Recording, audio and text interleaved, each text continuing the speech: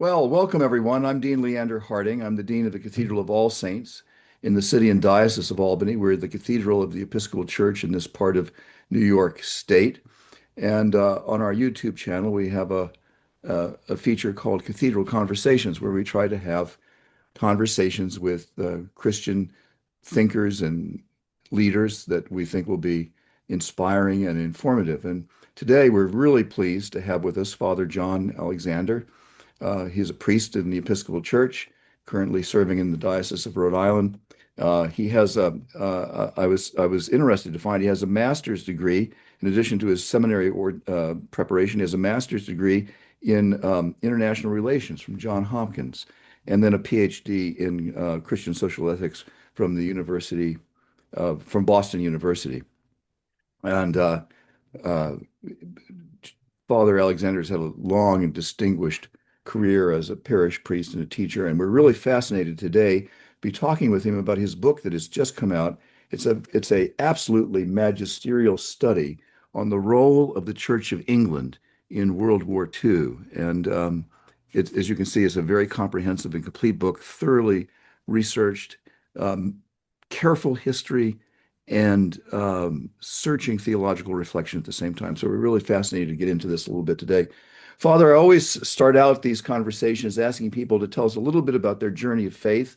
How did you, what was what was it like? Did you grow up in the faith? How did you perceive a call to ordained ministry? And then how is it that you've found yourself uh, coming into the role of a church historian and particularly writing about this topic that we've got in front of us today? Thank you for having me, Dean Harding. It's good to be here. And I grew up in a in an unchurched household. We did not go to church, and I was not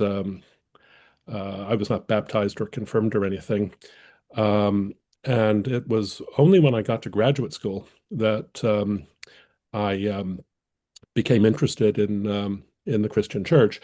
As you mentioned, I went to my undergraduate was at the Johns Hopkins University in Baltimore, and then from there, I was admitted to the accelerated BA/MA program in international relations that they do with the School of Advanced International Studies in Washington, D.C. So for my senior year and 1 year after that, I was in the MA program. And John be- Hopkins is renowned for its yeah, focus on international relations and diplomatic. yeah. And the School of Advanced International Studies, SAIS, is one of the sort of premier institutions teaching and preparing young professionals for a career in government and the foreign service and other areas.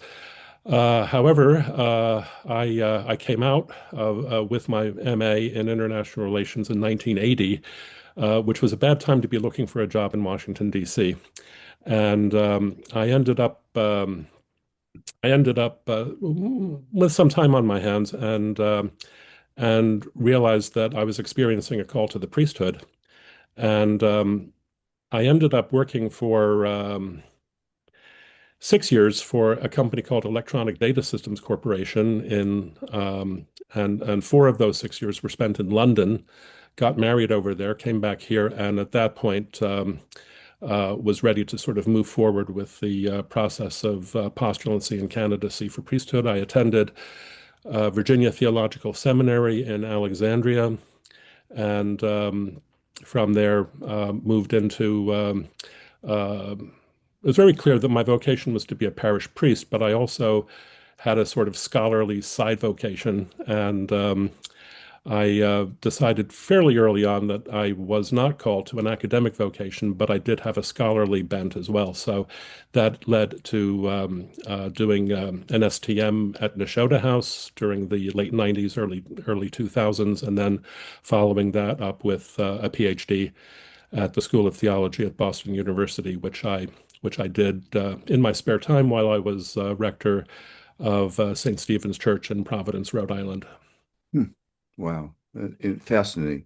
But Fascinating. to answer your Was always question, ethics, always ethics, that your theological ethics, was that always kind of well, your yeah, No, I mean, to answer your question, I was baptized at the age of 22 while I was in graduate school at the School of Advanced International Studies in Washington, D.C. And my interest in theological ethics basically grew out of the sort of the interface between theological ethics as I studied it at seminary and my earlier training in international relations. And so that way, I was able to. I mean, I think one of the difficulties with interactions between I perceived then. I mean, this as early as the 1980s. I perceived that there was a major gap between specialists in foreign policy and military policy, and on one hand, and people who were speaking on behalf of the church and the Christian ethical tradition on the other, and sometimes they were speaking past each other, almost speaking two languages. And so one of my interests has always been trying to bridge that gap and draw on both my training and background in international relations and my theological training to sort of uh, see how those two things interact. And this book really was the product of that interaction, I think. Yeah. How long have you been working on this book? It's a massive piece of work. Yeah. I mean, I have served on tenure committees when I was a seminary teacher, and I have some sense of, like let's say what's serious scholarship and what's the more popular. I mean, this is a book that's very accessible, but it's very serious scholarship. It's as well researched as anything that's come into my hands in a long, long time. You must have been working on it for quite a long time. Well, this book was a development from my doctoral dissertation at Boston University School of Theology, which I completed and submitted and defended in 2014. And so a couple of years of work went into that.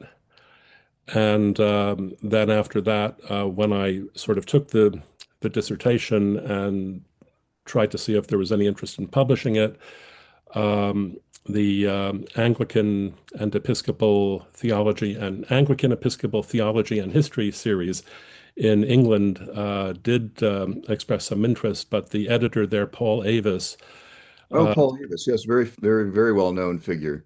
suggested that it would be more.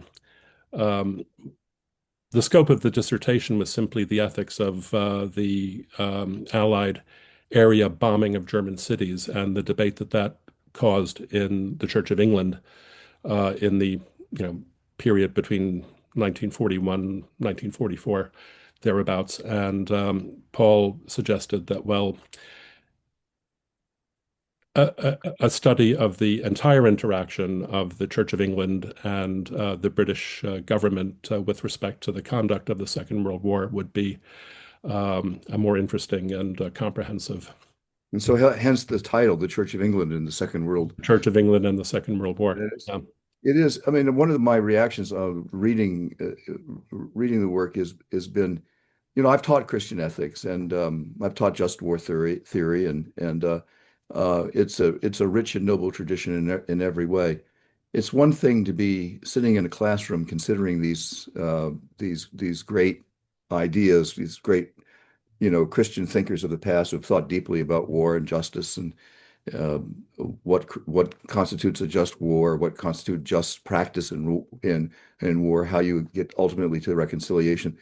These are profound and deep topics with which to engage. It's another thing to read your work and see how these topics were taken up in the heat of Mhm. fierce suffering on the part of the English people. Uh, you Absolutely. know, the bishops, for instance, who were discussing these topics, uh, were, so to speak, uh, having to ponder them over the graves of their parishioners. So, yeah. So put us into the book a little bit and tell us well, as you got more deeply into it, what were there any surprises that you had? There were a few. I think you're right that that this is kind of Christian ethics in action. Yeah, yeah, and that's one of the things that I found sort of so interesting about this. I My PhD was in Christian social ethics, and so my you know I one of the things I say in the preface is that this is not ecclesiastical history per se. It's applied theological ethics. And it's, as you say, it's applied theological ethics done in the heat of battle. yeah, yeah. You really bring that out so very, very well. I mean, I was reading a little bit about the back and forth, the back and forth between Churchill and Henson and Bell and Temple, and I mean, these are monumental personalities, and they're dealing with fierce realities.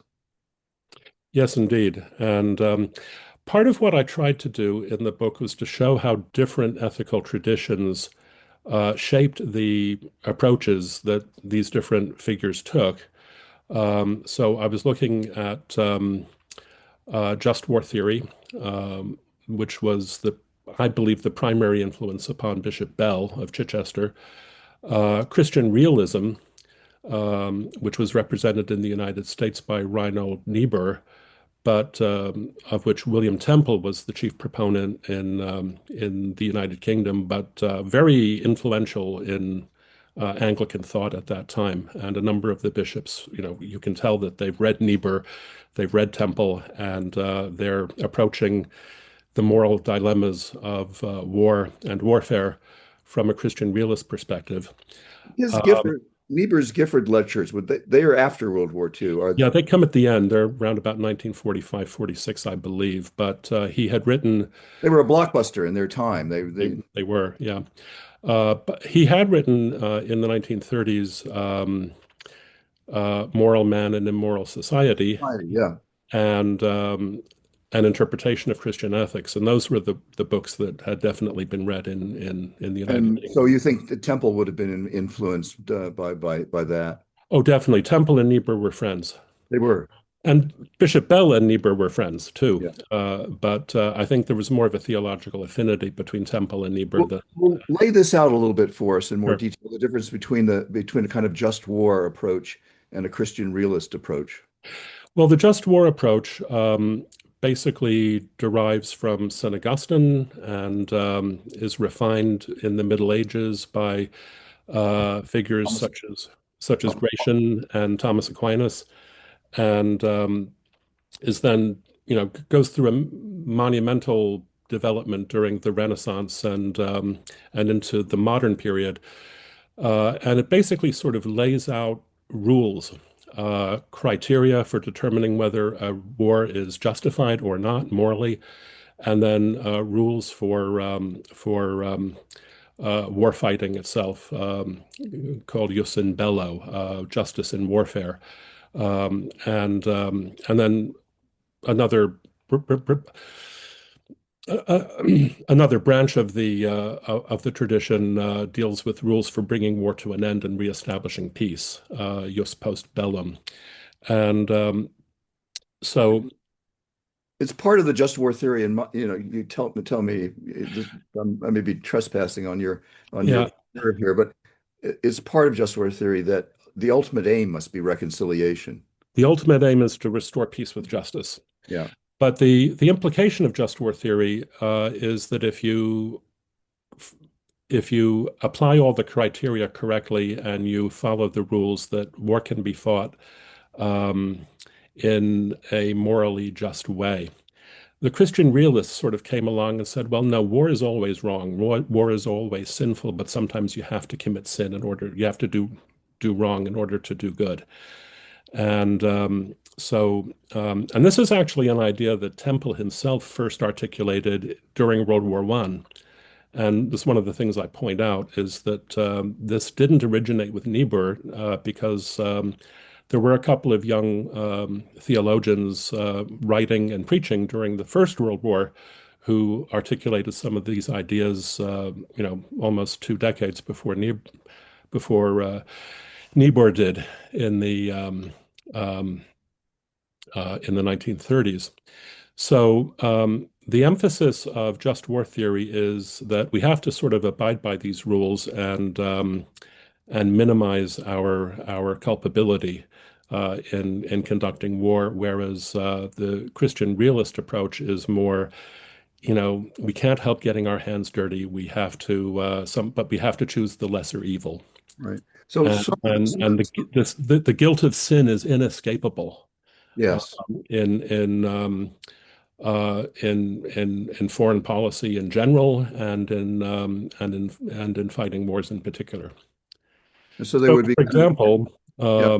what this accounts for is that Bishop Bell, his most famous speech ever in the House of Lords in February 1944, had to do with the obliteration bombing of German cities, which he said was a clear violation of the laws of war, and he was opposed to it, and he was urging this to stop, urging the government, the RAF, Armor Command, to stop this. And this was an active witness that was very costly for him personally. It may have cost him the being appointed Archbishop of Canterbury when William Temple died. Uh, but Temple, on the other hand, was sort of like, well, if we're going to fight, we have to fight effectively, and if strategic bombing is part of what it means to fight effectively, then it's an evil thing to do, but it's probably the lesser evil because we have to defeat The the just war theory would enemy. have part of just war theory would have been you you you leave non-combatants alone. You Right, don't wage war against civilians and non-combatants. You only wage war against, so to speak, the uniformed uh, right, protagonist. The and also, if I understand it correctly, another sort of dictum of just war theory is that the means must be proportionate to the end. So that right. in Vietnam, when the lieutenant says we had to destroy the village in order to save it, this would be a kind of a violation of traditional just. Absolutely. Yeah. And so those were the kinds of things that were animating Bishop Bell, very famous bishop during this period, who uh, really was a voice, in a way, a voice crying in the wilderness, wasn't he? He ended up being very, very isolated in his objection to the strategic bombing. There were only a few of the bishops who actually agreed with him. Most of them went instead with Archbishop Temple in basically saying, no, it's impossible not to get our hands dirty if we want to defeat Hitler.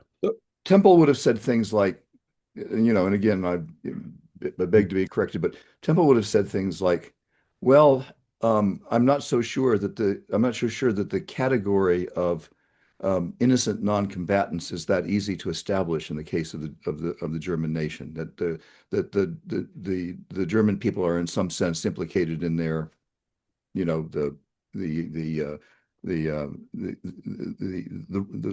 Nazi reign, and that anything that prolongs the war needs to be seriously questioned on an ethical Right. basis." And that was the concern. I mean, yeah, Temple did think that. He did think that the German people as a whole were not guiltless, even though he would not have said that they deserved to suffer in the way that they did from Right. Allied bombing. But um, his basic point of view was that, well, the guilt of sin is inescapable in fighting a war that is fundamentally a war that has to be fought in order to defeat a much worse evil. Yeah. And what was the other part of your question? Well, I said was one was that one was having to do with the innocence of the non-combatants, and that Mm, these are very interesting questions that come up in our time, as you so well have pointed out. And then the other one was the proportionality. On the one hand, Bell would argue that the saturation bombing of German cities was a disproportionate use of force, yeah, and and he did say that. He yeah. said this But is Temple would say if you don't do that, you're going to prolong the war, and that's an right. evil. Yeah, prolonging the war was one of the sort of the key arguments that was used in a number of different debates at this time was that the things that some church people were advocating, such as allowing food through the Allied blockade occupied to feed the populations of occupied countries in Europe, or facilitating the rescue of refugees, Jewish refugees from occupied Europe. The argument was always, we can't do this because it will detract from the war effort and end up prolonging the war. And the only way really to solve these problems is to achieve victory as quickly as possible. Yeah.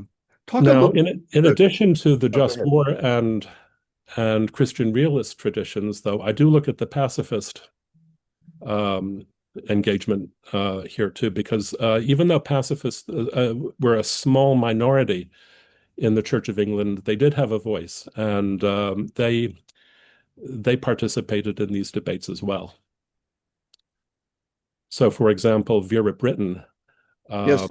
the author of Testament of Youth, which described her experiences as a nurse in the First World War, published a book. Yeah, she published Testament of Youth in 1933, I believe.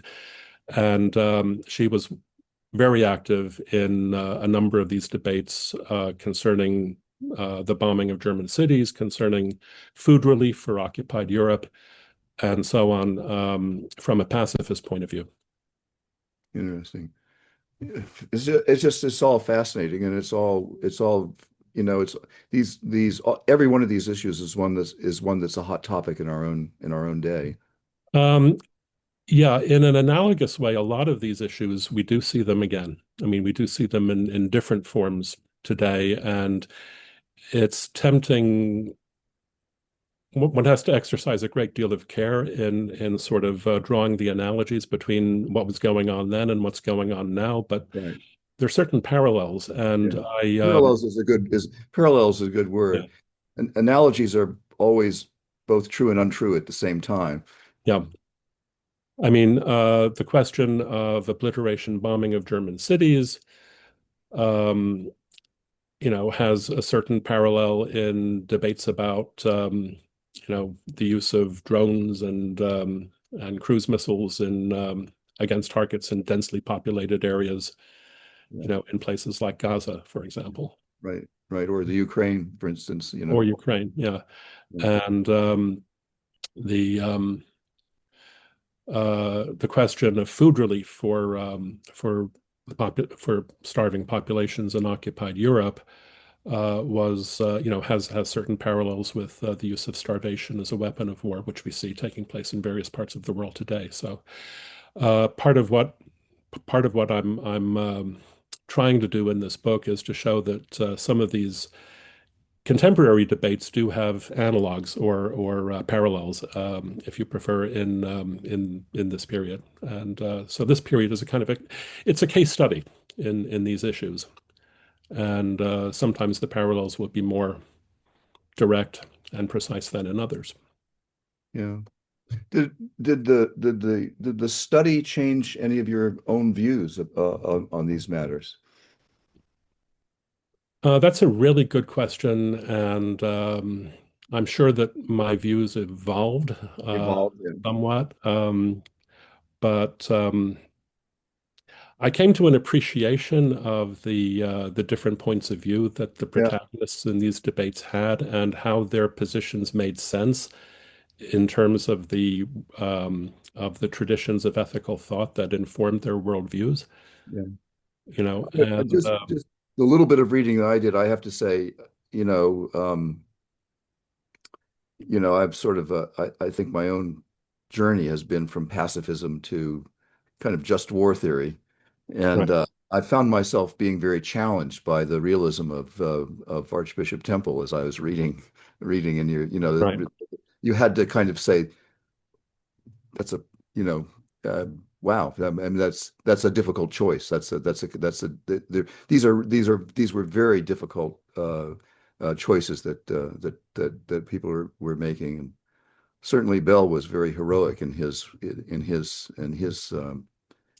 stand. I think in some ways, I mean, I was predisposed to sort of look at Bell as kind of the hero of these debates, but as I explored the ways in which other protagonists, participants in these debates, developed and articulated their views and bore witness to them, I I found certain admiration for them as well. And even though I'm not a pacifist, as I was reading the pacifists, I found myself, with feeling great admiration for the uh, both the theological sophistication with which they articulated their views and the courage that led I, them to take a position that was so unpopular at the time. I was never, I grew up during the Vietnam era, and I, I had strong just war reservations about the Vietnam conflict. I never was a complete pacifist. But my view is that nonviolence is a marker of the Christian life, and that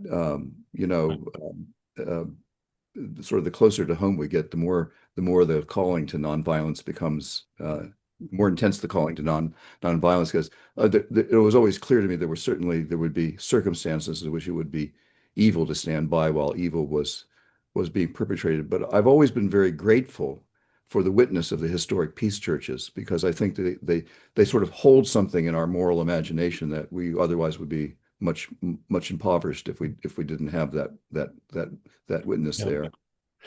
What's fascinating about that is that both Reinhold Niebuhr and William Temple would agree with you completely. Reinhold Niebuhr wrote in his essay, Why the Christian Church is Not Pacifist, after he sort of spends most of the essay demolishing the pacifist position from his point of view. He says, however, I am grateful for their witness. We need We their need testimony. we need that witness, and they and Yeah, they do cultivate personal nonviolence yeah, as a Christian virtue, which can be sometimes glaringly absent in our right.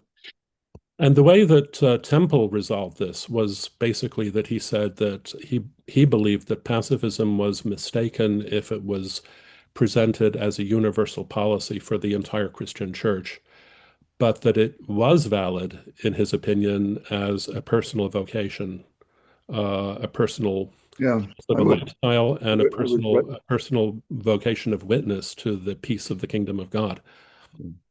yeah, fascinating.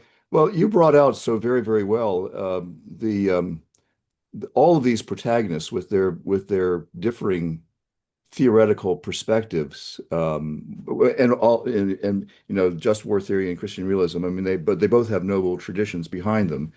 But you brought out very, very well the gravity with which the players were Yeah, struggling thanks. with these issues. I mean, not Bell was not brushing off Christian realism, and Temple was not sort of brushing off Bell. I mean, they were really, I don't know what, weighing this as weighing this with all the care that a person with the responsibility to make a statement would have to have. Yeah. And there were other traditions in play as well, besides Christian realism, pacifism, and just war theory. I mean, there was a strong undercurrent of holy war type Yeah. thinking taking place at this time as well. The Bell Temple, virtually all the bishops of the Church of England at this time saw the Second World War as a life or death struggle for the survival of Christian civilization This against was this pagan was advocates. Churchill's famous speech, right? I mean, this Yeah, was Churchill's famous characterization of the yeah. of the war, and FDR, I think, adopted that as well. Yeah, and General Eisenhower on the eve of the D-Day landings broadcast his general orders, which said, "Now the Great Crusade sets forth." And while crusading language is problematic for other reasons, it was something that virtually all these people were united with the exception of the pacifists. Virtually all of these people were united in the conviction that this was a life or death struggle that had to be undertaken against a pagan adversary that was a neo-pagan adversary that was threatening the survival of Christian civilization itself. And Bell, Temple, the other bishops of the Church of England were looking forward to a revival of Christian civilization, not only in the Allied nations, but in within Germany and Italy. And I'm not sure what they thought about Japan, but uh, that they understood the war as something that had total stakes, and that's a classic feature of the old Holy War tradition, which stands in a complex relation to the just war tradition. In some ways, I was in dialogue with Roland Bainton's book on Christian attitudes towards war and peace, and I was using his paradigm to some degree, but also going beyond it, and in a few cases, disagreeing with it. One of the things that you brought out that was fascinating to me was, and this was um, was new for me. First of all, I'll just give my little testimony that I think that um, I think the history of the Crusades bears closer an examination than it often gets, and there might be some surprises there for those who would be willing to undertake the discipline of actually reading the history. So Sure. let me just say that because what you suppose the history is not necessarily what it is. But you brought out a feature that of the Crusades, which I was only dimly aware, which was that the Crusaders really saw their engagement in conflict as an act of penitence in response to a judgment by God. You want to say a little bit about that? Yeah, this comes from the writing of Christopher Tyerman, who's written on the Crusades, and yeah, he says that the revolutionary feature of the Crusades was that they turned what at that time, up until that time, had been an act requiring penance into a penitential act itself. So, for example, after the Battle of Hastings, the victorious Normans were required to perform lengthy penances for the slaughter that they had inflicted upon the Saxon army of King Harold, and but that by the time of the Crusades, when I forget which pope it was, who proclaimed that this was a way of uh, this was a penitential act which you could perform in fulfillment of a vow, and you would be guaranteed immediate entrance into heaven if you died in battle, and so on and so forth. So that the Crusades were something new in that they involved um, that they transformed Right. violence, religious violence, into a penitential act. And you know the great journeys of the Crusaders, halfway across the world from Western Europe to the Holy Land, the Middle East, were had many of the same features as pilgrimages and so on and so forth. So. And what was interesting is that there was a streak of Anglican thinking during the Second World War that saw the war effort itself as a penitential, uh, as having a penitential character, part of the price that we had to pay for the mistakes that we'd made in terms of um, Versailles and the various foreign policy mistakes that the Allies had committed during the 20s and 30s that had brought about the rise of fascism in Italy and Nazism in Germany and the emergence of Germany as an aggressive power. It's really fascinating to me because my own view is that 20th, let's say late 20th century, early 21st century, what do I call it? North Atlantic theology, let's call it, Yeah. uh, um, is relatively deistic with regard to the contemplation of history. Mm, mm, Uh, you know, just but the to see history as the outworking of God's judgment Yeah, would be a very foreign thing. Not foreign, for instance, to Abraham Lincoln, not at all. you know, who, when asked about the bloodshed of the Civil War, responded by quoting the Psalm, "The judgments of God are true and righteous altogether." Yeah, that is the theology of the second inaugural um, of Abraham Lincoln, and that the tremendous suffering of the Civil War, the bloodshed, was in fact a form of Divine judgment. reparation for the cruelty of slavery. Yeah. I mean, it's a bit of a shock to people, but it's the theology of the Battle Hymn of the Republic as well, Yeah. I think.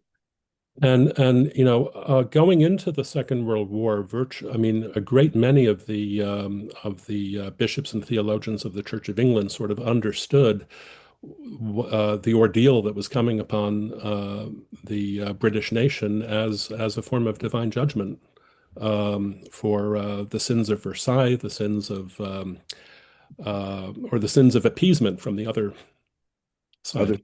the other Yeah. side are sort of Uh, standing back in the face of evident evil. yeah.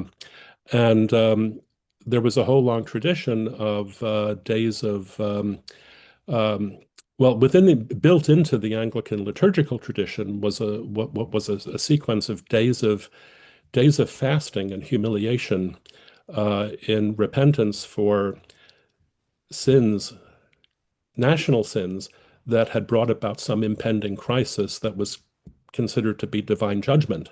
Right. And this persisted right up until the Second World War, where, Archbishop Lang, said there was a huge, before at the time of the Munich Agreement, um, there was a day of prayer to avert the catastrophe of war. And the idea, in the sermons and public statements that were being given at this time presented the crisis and the threat of war as a form of divine judgment upon the sins of the victorious allies in the First World War, and that it was by penitence that they could avert the crisis of war. And then when the war actually came, several people, Alec Vidler, for example, wrote books about God's judgment in history.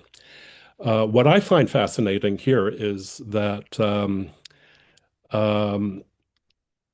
this was a sort of common theological currency during the 1940s, and it persisted for a while, but became right now today is completely regarded as a sort of very fringe um, type of discourse. If we said that a particular crisis or catastrophe threatening us was a form of divine judgment, I mean, we wouldn't get to keep our jobs.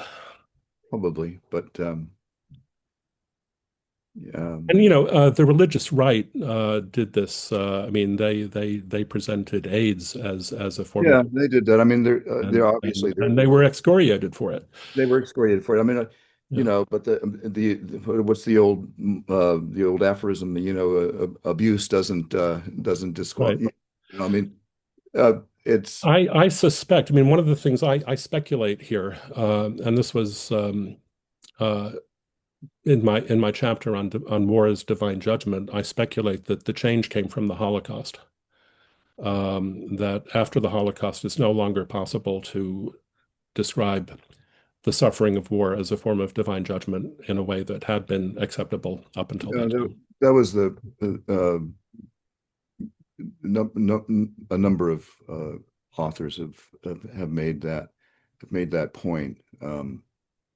Richard Rubinstein was a sort of radical theologian in the 1960s, Mm. and he wrote a book called After the Holocaust, and that was a major point of that thing.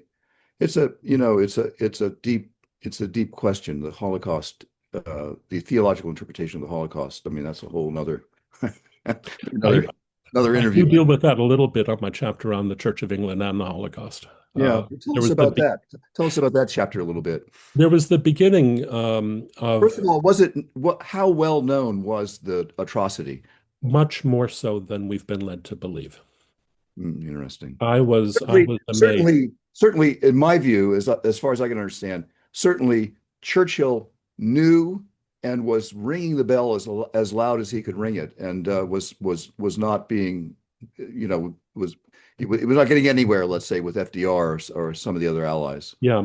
Well, no, I mean, the mythology that took hold after World War II was that very little was known about the extent of the genocide until the liberation of the death camps by the Allied forces as they moved into Poland and Germany in 1944, 1945. What became clear to me as I was actually doing the research for this was that as early as 1942, people like Temple were being fully informed about uh, the fact that there was in fact a genocide going on, and How is he getting that information? he was getting that information from the Polish government in exile in London, and they were getting it from their contacts in Poland. Um, at this time, he was getting it from the Council of Christians and Jews, which had been formed to facilitate cooperation between the British Christian churches and the British Jewish community in fighting anti-Semitism. And the Jewish representatives on the Council of Christians and Jews knew um, a lot of what was going on, and so the leaders of the Church of England were informed, and they in turn, um, you know, made speeches in the House of Lords about it, and visited the Home Office and the Foreign Office, and made representations about the need to number one, make it clear that when the war was over, this would be punished. And number two, before the war was over, to facilitate the rescue of as many Jews as possible from occupied Europe. The campaign to facilitate the rescue of Jews from occupied Europe didn't get very far because the Allies felt that the priority was to win the war at all costs, and diverting resources from war fighting to Jewish rescue would prolong the war and hence prolong the agony of the victims. Yeah, this was a kind of a Christian realist That argument. was yeah, it was yes, yes. Except that this was one case where Temple was on the other side. He and Bell were There taking may be position. Yeah, maybe it's the limit case, when there's something that's so yeah. evil, so sui generis in its evil that Yeah. it compels a One of Temple, I mean, Temple's possibly greatest speech in the House of Lords was in 1943, a speech on Jewish rescue, rescuing the Jews from the genocide that was taking place, and he made it clear that that he said, there's probably very little we can do, but we need future generations to be able to look back and say that we did what we whatever we could. did, whether it was little or small, it was all that we could do. Yeah. And but it didn't really get very far because basically it would have required major changes to the refugee policies of the UK and the other allies, and that wasn't going to happen. Yeah. That's really, I mean, that's really quite striking that the the reality of the death camps was both more well known and more publicly debated than the kind of history that I picked up in high school and college would Yeah, lead you to yeah, believe. Yeah. Wow. and by and large, the Anglican record on that was pretty good. There have been some scholars who have criticized the Anglican protagonists in that debate for having a too Christian-centered view of seeing Nazism as primarily a threat to Christian civilization and not as much to the Jews themselves. But by and large, I argue in my chapter on the Holocaust that the Anglican, despite the limitations of their worldviews, the Anglican protagonists in that debate exercised a very powerful Christian witness in favor of rescue. and developed what I suggest are the rudiments of a theology of rescue. Right. Do you want to say something about the Church of England and the post-war and the reconstruction of Germany and the kind of putting Europe back together after That's World a War II? huge topic, and it may be the next Maybe project. the next book. It may be the next project. I'm very interested. I'm doing some reading now about the Cold War, um, and um, and I'm kind of interested. I'm interested in the Church of England and the other Anglican churches' involvement in debates about nuclear weapons. So that may be something to come in the future. It's a difficult one. Bishop Bell has come in for significant criticism for his role in the post-war period. For he after a certain point, he said that the prosecutions of German generals in the Wehrmacht, for example, should we're going too far, and we needed to Stop. we would stop. And he's been criticized for that, and probably somewhat justifiably so. But it's What motivated him, do you think, to he take he that? was motivated by his strong belief that that there was a real distinction between the Nazi regime and its evil and German culture and civilization, and that the SS, for example, represented Nazism, but the Wehrmacht represented the sort of longer German soldier. traditions of German culture, and that uh, so that's something that he's been. I really need to sort of read more about that to be able to comment Yeah. intelligently about that. But I do know that that's something that he has been criticized for. Well, it's a huge sort of historical and ethical question. They're intertwined with each other, which is the degree to which the German people were, on the one hand, facilitators of the Nazi regime, and on the other hand, the victims of it. Exactly, and he famously said in the House of Lords that in a debate with a guy called Robert Vansittart, who was very much an advocate of harsh treatment of the Germans after the war. Bell said, but we have to remember that Germany was the first country to be occupied by the Nazis. Yeah. You know, Yeah, there you go. yeah, That's an interesting. yeah, That's striking saying, yeah. isn't it? Yeah. Um, our time is coming to a close, but um, what else would you like to say about the book while we have a few minutes?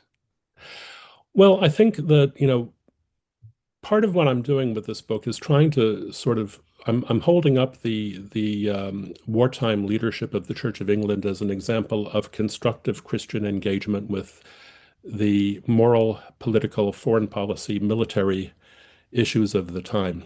Um, None of these leaders, these were by and large leaders of unquestioned Christian orthodoxy, um, They and were they were people. They were priests of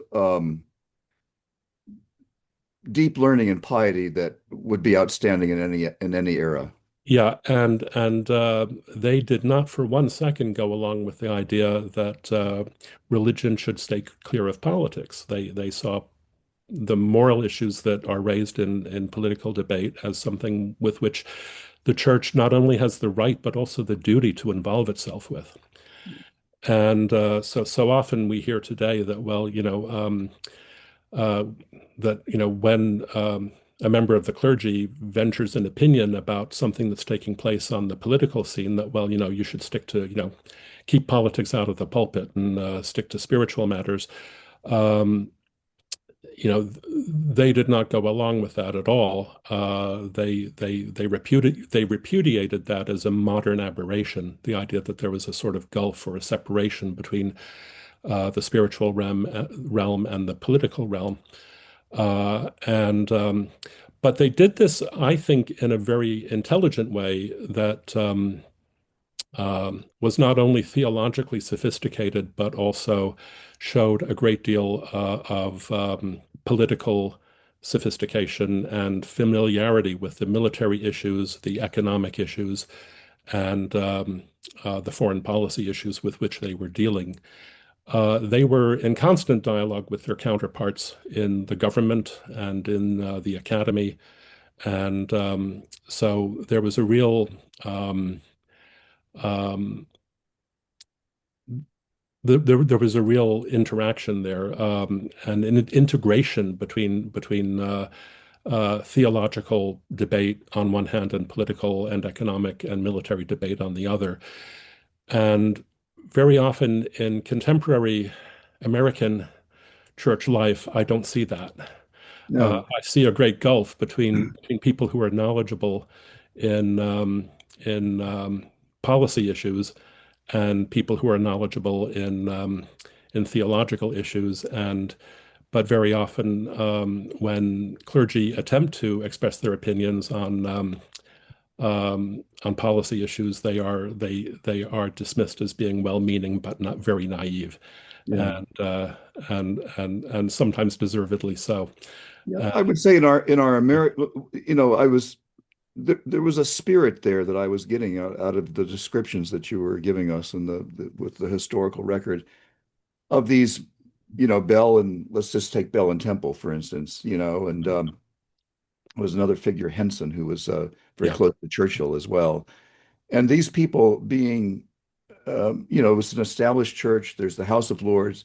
They've got a kind of a platform that doesn't really exist for that's us in this country, and they've also got a responsibility in a way. I mean, they're being looked to as for a moral comment, but they don't come across to me as, while they were really engaged in the political give and take, their stories don't come across to me as the stories of people who were, how can I say it, sort of became just simply front men for a particular party or a right. particular either for the sort of just a sort of the old joke about the Episcopal Church being the Republican Party at prayer or something like that. It wasn't the Church of England was not simply the Tory party at prayer. It was No. something like that.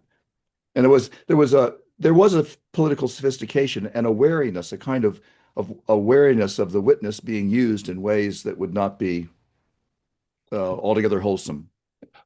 I mean, one of the conclusions that I draw in my conclusion is that as Christians today, if we are to engage in public theology, on one hand, we need to be deeply grounded in our own theological, spiritual, and ethical traditions so that we have something distinctive to say.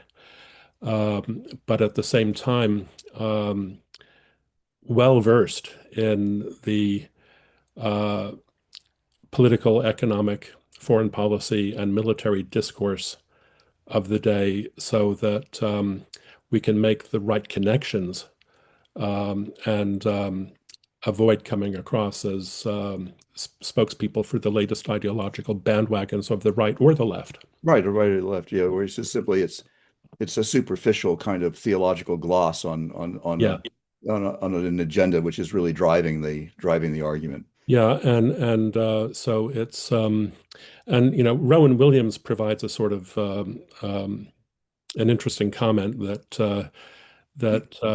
an established church has to be in the society where it's established, but not of it, and speaking a language that is both familiar and strange. Familiar because it's well versed in the discourse of the society with which it's engaging, but also strange because it's bringing to bear the perspective of the incarnation and a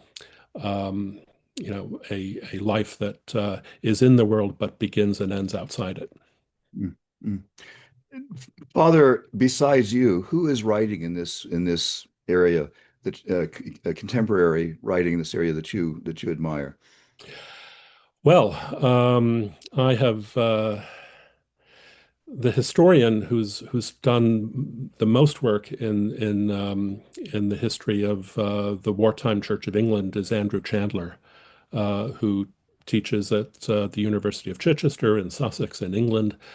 And he's certainly, I quote him a great deal, and he's somebody who's I think is very very important and influential for me. There are some other people who have written about this stuff from um, a kind of both theological and historical perspective, like Alan Wilkinson and um, people like that. And I guess, and there are people. I mean, um, people like Lisa Sol Cahill at Boston College, and other writers on the Christian traditions of just war, pacifism, and Christian peacemaking, are all making good contributions here. So The work goes on. Well, Father, thank you for this wonderful conversation. Again, the book is The Church of England and the Second World War, Ethical Traditions in Anglican Public Theology. It's by Father John Alexander, and it's about a very specific period of history, one which I think our culture and society will be digesting for decades and decades to come. But there are parallels that ring very strongly for issues that we're having to confront in our own time. So anyway, thank you, Father, for this wonderful conversation. We're looking forward to the next book on nuclear arms and the Cold War. So we'll have you back when you get there. thank you, Dean Harding. All Always right. good to talk with you. God bless. Peace. Bye.